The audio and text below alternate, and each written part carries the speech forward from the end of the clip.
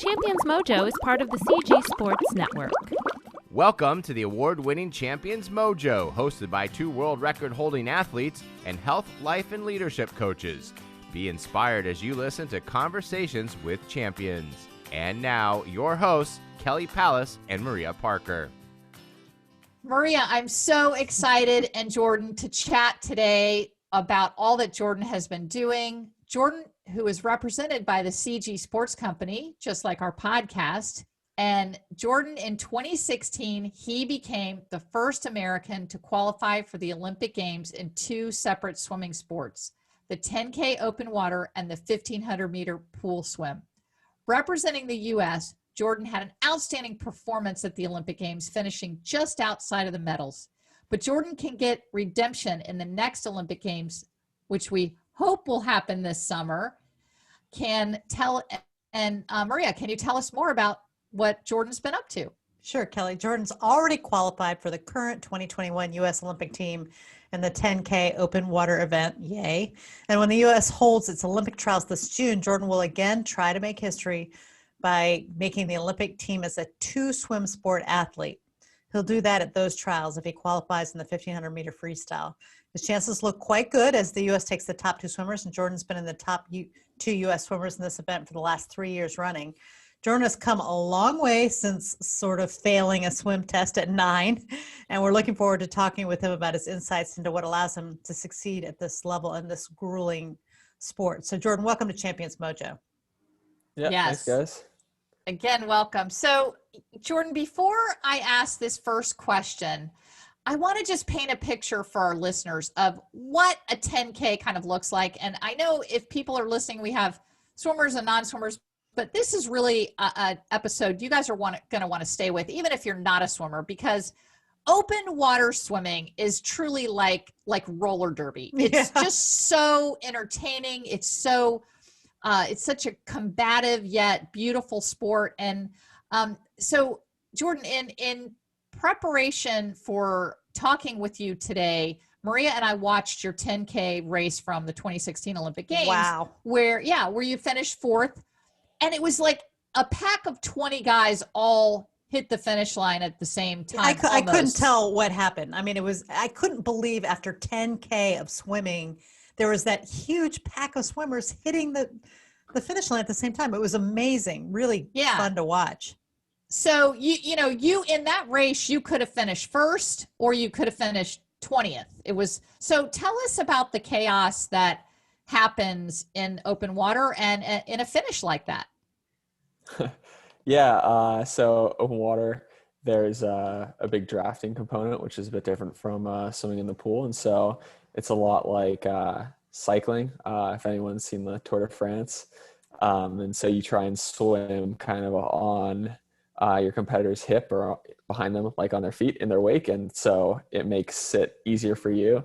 You expend less energy doing that. And as a result, it's a lot harder to kind of swim away from the pack. And so everyone's bunched together, and it's all about, kind of strategizing where you want to sit, how much energy you want to expend to try and move up in that pack. And it's usually a 2-hour race, which is kind of boring if you're watching it, but it always comes down to a really interesting finish at the end, which makes it cool to watch. And 2 hours, 10K of swimming, and it comes down to hundredths of a second. Is it usually like that? I mean, it just amazed me that there were so many people right there at the finish. Is that typical, that it's almost like a photo finish? It just depends on the race, but usually it's just a couple seconds separating the first couple guys. Every once in a while, someone can break away, and that happened. There's somebody tried in that race to break away in the beginning, right? Yeah, Jared Port. Yeah, he went for it. I didn't even realize that was happening when I was swimming. But when I got back on the beach, I had some friends down there watching. They're all like, yeah, the guy almost took it from the start. It was crazy. So, normally it comes down to a couple of seconds. Sometimes someone pulls away if they have a great race. But it just depends on the conditions and the course and the swimmers. So as a cyclist, what percentage of, I do a lot of cycling, so I understand about the drafting component completely. But when you're drafting and cycling, you're not, eating somebody's hand or foot or, you can see everything, you don't have water in your, so when I've done open water swims for triathlons, I've always wanted to sort of stay away from the pack because it's just so awful to be in the pack. So I'm wondering, it must be some significant savings for you to stay in the pack. Has that been quantified in terms of energy? I mean, if it has, I haven't seen it. I think it's just like, talk to any open water swimmer, they'll tell you it's a lot easier just sitting on somebody's feet and having them break the like the plane of water in front of you. But yeah, I mean, like you said, it's difficult to kind of see the whole big picture while you're in a pack. And so, you'll watch like video and you'll be like, oh my gosh, I can't believe I was like right there. Or like, why was that guy swimming next to me, or I'm swimming over them, and you have no idea it's happening. So yeah, you got to kind of just stay in your own little zone and, try and avoid people's feet and hands. Yeah, I was going to say, do you come out with like a black eye from somebody's elbow, or, I mean, do you get injured, from? Yeah, fortunately I've never had anything too bad. I mean, you come out with some like bruises or scrapes and stuff like that.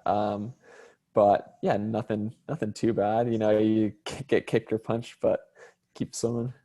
Can you share with us like one of your most exciting or scary stories from the pack? Swimming in the pack. I don't know. I mean, there's not really one that I can think of off the top of my head where I came out and I was like, had a black eye or anything like that. I will say though that, which everyone finds funny, the guys' races are a lot less aggressive than the girls. That is funny. Like, Tell us about that. I don't know what it is. They're just mean, scary.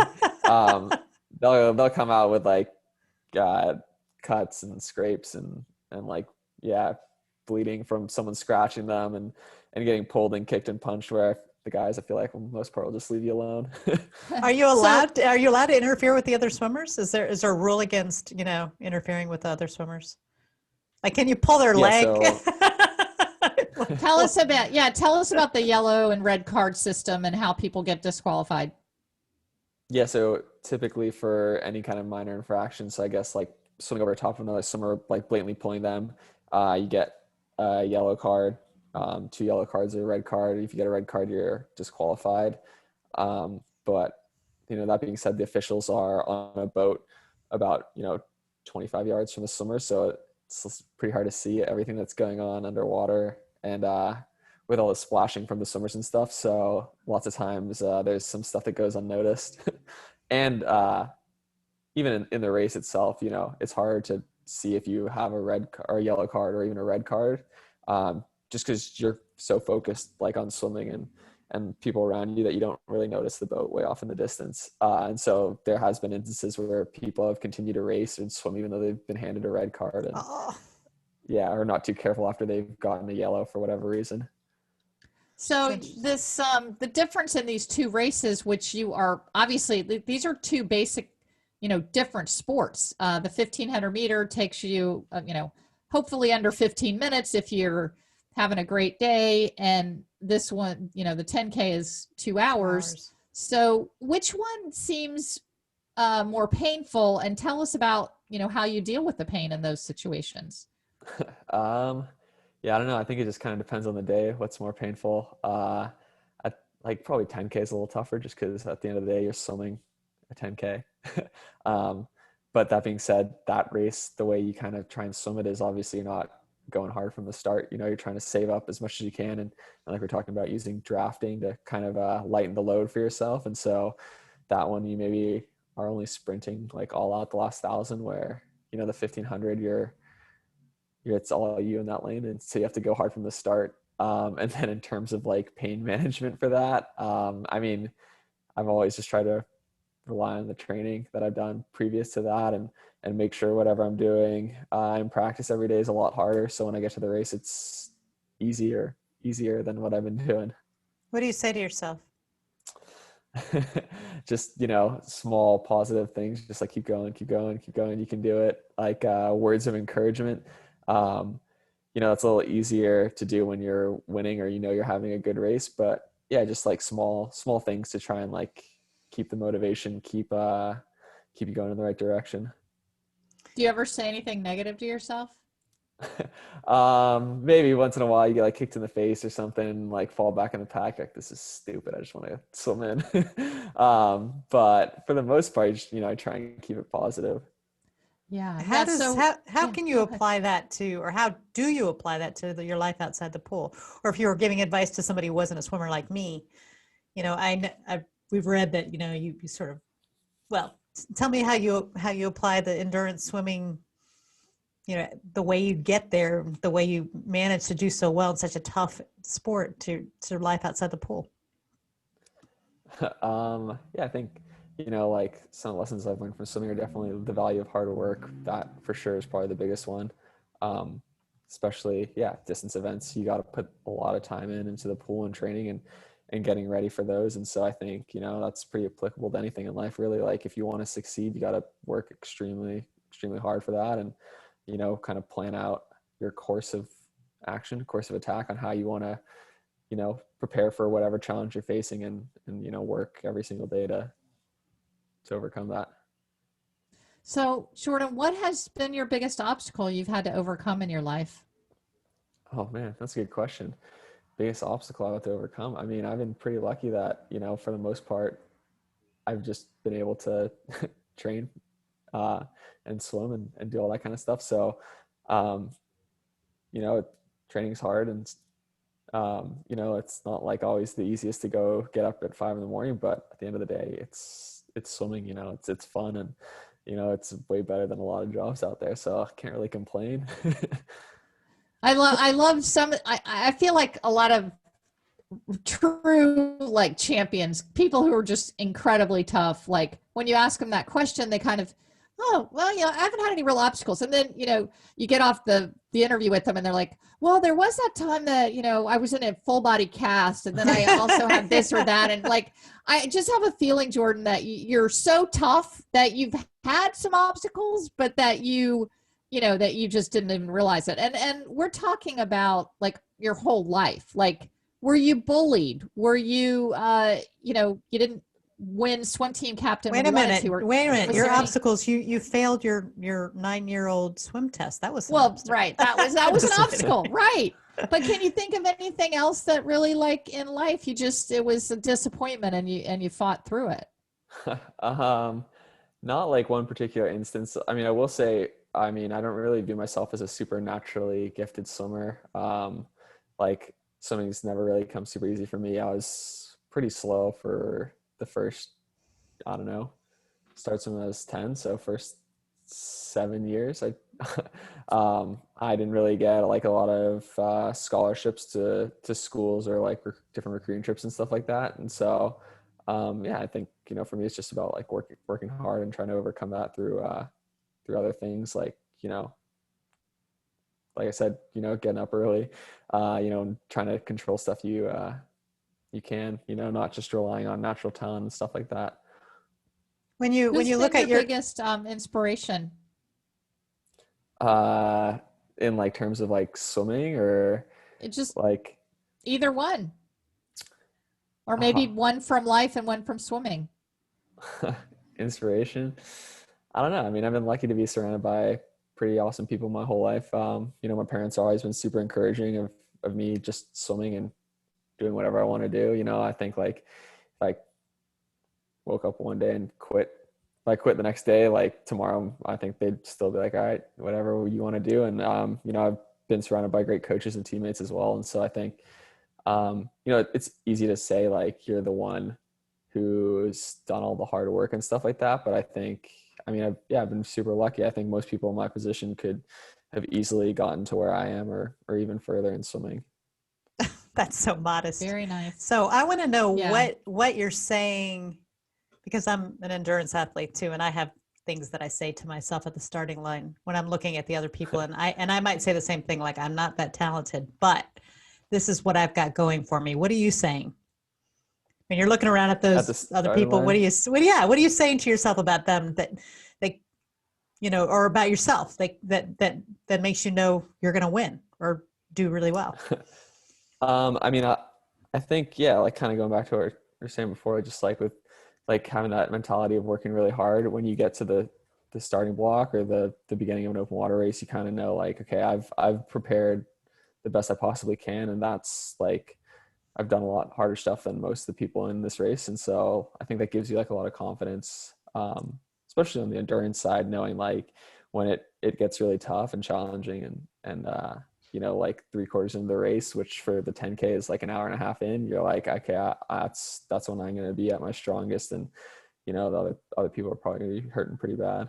So you have a toughness about you, which is why you can do really well in the 10K and worlds, win them. And so this toughness, was that something you were born with? Tell me how you developed this fortitude, this willingness to be uncomfortable for 2 hours. Well, I don't know. I mean, I will say like I've always done distance racing just because I was never great at the 50 and 100 free. And so I kind of just got thrown into it. Like if I was good at the 50 free, I'd swim the 50 free. Sounds nice. But unfortunately that was never in the cards for me. And so, yeah, I kind of got thrown into the other end of swimming with distance and open water. But yeah, in terms of just like preparing for the race and stuff, I think with anything, it's like experience and just repetition. And so, you know, if you can do that for a practice or two, you know, then all of a sudden it becomes easier to do it for 3 or 4. And then all of a sudden you can start applying it to races. And then, you know, from there it just kind of builds and you get better at it. And then, yeah, you get a little tougher, a little stronger, a little bit more prepared to do some of the distance and longer swims. So in looking at your career, you got into open water pretty young compared to where a lot of people may start it after they've finished their swimming career. I know one of the people we've interviewed on the show is Hannah Moore, who did a full, you know, career as the pool swimmer. And then as soon as she got out of the college year, she went in and she did amazing, like her first year as an open water swimmer. So what advice would you give though to someone that is maybe a triathlete or maybe younger or is kind of afraid of open water? They've never done open water. What advice would you give to anyone just listening, like they want to swim across the lake this summer, or, you know, what advice would you give to someone venturing into the open waters? Yeah, I mean, I'd say just go for it. Like there's not really I don't know, like in terms of like actually doing the race, like technical advice, like I think it's something you just got to do it. Like it's obviously intimidating at first, and I will say I've never met anyone who's had a great open water race the first time they've swam it. But yeah, like sign up for that local 5K, that swim across the lake, whatever it is. And I think for most people they'll find that it's really fun. It's fun to do. It's a great Is it sport, fun to do or fun to have done? It's like one of those things like where in the moment it sucks, but afterwards you look back on it fondly. That's what I would think. Yeah, and yeah, start at any age. I mean, I was fortunate enough to grow up like right by the beach, and so for me, there was like a lot of small open water swims kind of around the area and available. And then I guess other people start later and are successful after they've done their swimming career. You mentioned Hannah. I know Ashley Twitchell, I believe she was saying her first open water race, same thing, was once she was done competing in college or maybe like her junior year. So yeah, it's fun. So go for it. Awesome. Well, Jordan, in the interest of time here, what is something that we have not asked you that you might want to share with our listeners? Oh man, another good question. I don't want to share. I don't know. You guys asked pretty good questions, so I'll just try to answer them. But I don't know about anything I want to share that I haven't talked on already. If you weren't open water swimming, what would you be doing if you could get paid for it? Am I automatically good at it, or do I? You're automatically good at it. Oh wow, Yeah. okay. Well, maybe like pro surf would be pretty sweet. I figured that one. That seems pretty Okay. cool. Yeah, I don't know. I like being in the ocean by the water, so yeah, and I like doing that when I'm not swimming. So yeah, be a pro surfer. That'd be awesome. Cool. All right. Well, we have a sprinter round, which I'm sure you'll do fine on, even though you are a distance swimmer. So this is just for our listeners to get to know you a little bit better. So you ready to do a sprinter round before we let you go? Yeah, let's do it. Okay. Cat or dog? Oh, dog. Red or blue? Blue. Milk chocolate or dark chocolate? Milk chocolate. Kickboard or no kickboard? Kickboard all day. Mountains or beach? Beach. Football or baseball? I don't really watch either, so I guess football. Okay. iPhone or Android? I got an iPhone. Coffee or tea? Coffee. Morning person or night owl? Morning person. And camping or hotel? Camping all day. Oh, I love it. All right, Maria's got a few for you. Favorite color? Well, I like blue, but I'll say purple Northwestern. What was it? What was the second one? Purple. Purple for Northwestern. Okay, yeah. Favorite pizza topping? Pepperoni. Favorite vegetable? Favorite vegetable? Go spinach. I like that. Favorite swim complex in the U.S.? Ooh, that's a good one. Favorite swim complex in the U.S. Hold on, I know this rapid fire. Let me think here. Favorite swim complex. Oh man, I mean, when they when they host nationals, I like the one in Irvine because it's like an hour drive, so that one's easy. And then I always really like going to nationals in Indy, IUPUI, and that one. And then we had NC2As there, so that was cool. Okay, favorite music genre? Rock. Shoe size? 10.5.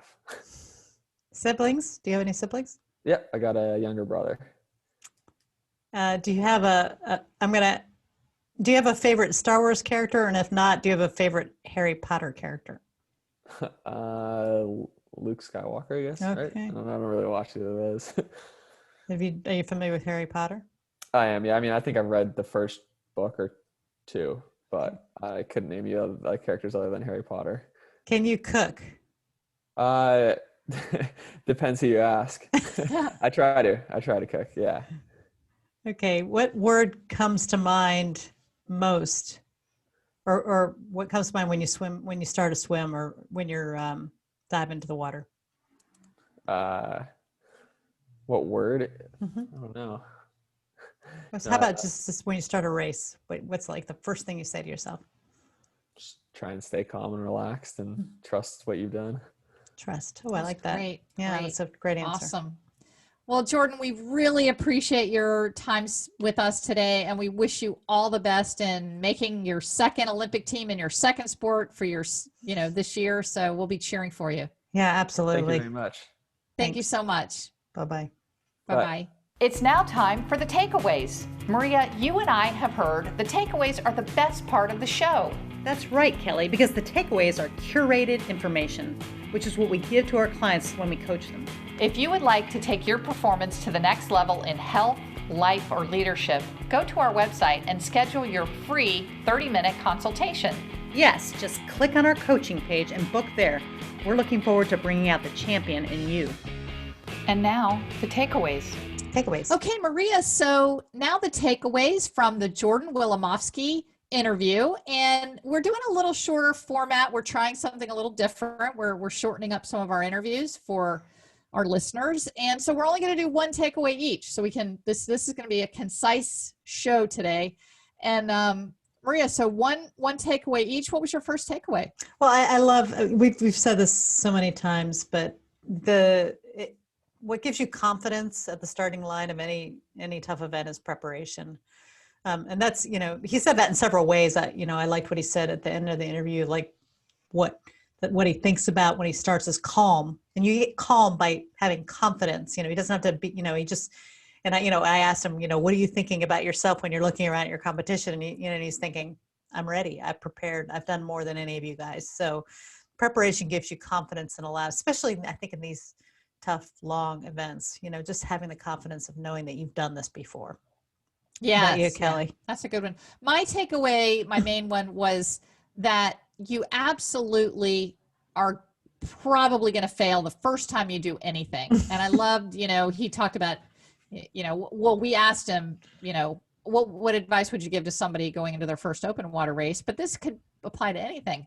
When you're doing something new, you're doing something hard, you're probably not going to do great at it. So just go get it out of the way, fail Yeah. on your first Yeah. time, and Yeah. then keep going. So that was my takeaway. I love that. Yeah, he said you're probably it's probably gonna suck, but it's probably going to suck on the first time you do something. And I so relate to that. And I think that's just that great. is just so true. That. Yeah. That is so true. That's a great takeaway. It was good interview. Be sure to listen to it. It's not too long. And this is an amazing he's already one of the best endurance swimmers in the world, and it'll be fun to watch him. History making. So, all right, Maria, love you. Right. Love you too. Bye-bye. Bye. You've been listening to the Champions Mojo podcast with host Kelly Pallas and Maria Parker. Champions Mojo is produced by Cabra Media, and a new episode debuts every Tuesday. Subscribe wherever you listen to podcasts and leave us a 5-star review. Follow Champions Mojo on Twitter, Instagram, and Facebook @Champions Mojo.